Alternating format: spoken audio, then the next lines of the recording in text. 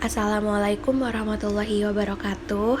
Yang terhormat Bapak Surya Amal selaku dosen pengampu mata kuliah Anfisman. Izin memperkenalkan diri, saya Yasinta Vivia dari kelas FM 21C dengan NIM 21416248201070. Ginjal adalah organ tubuh yang berbentuk seperti kacang dengan panjang sekitar 10-12 cm seukuran kepalan tangan.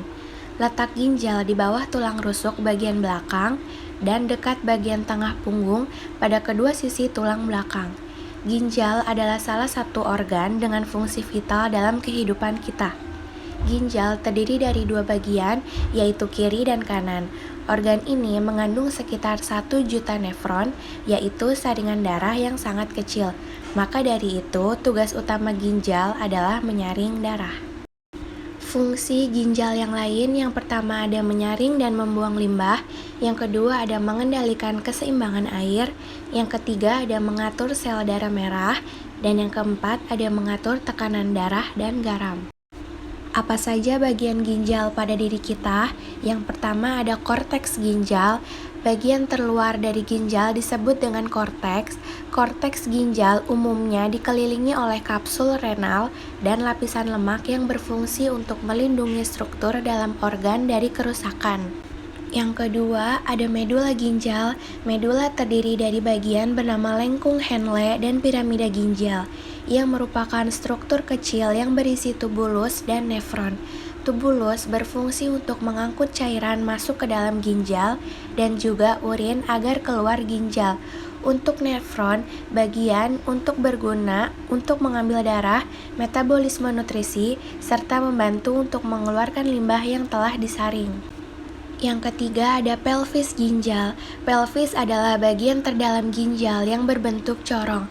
Pelvis mempunyai fungsi sebagai wadah untuk menampung urin sementara dan jalur untuk cairan berpindah dari ginjal menuju kandung kemih. Yang pertama ada tahap filtrasi. Tahapan pertama yang akan dilakukan ginjal adalah menyaring darah. Proses penyaringan darah biasanya dibantu oleh glomerulus, yaitu filter yang merupakan bagian dari korpus ginjal atau badan Malpighi. Darah yang mengalir dari aorta lewat arteri ginjal menuju ke badan Malpighi untuk disaring.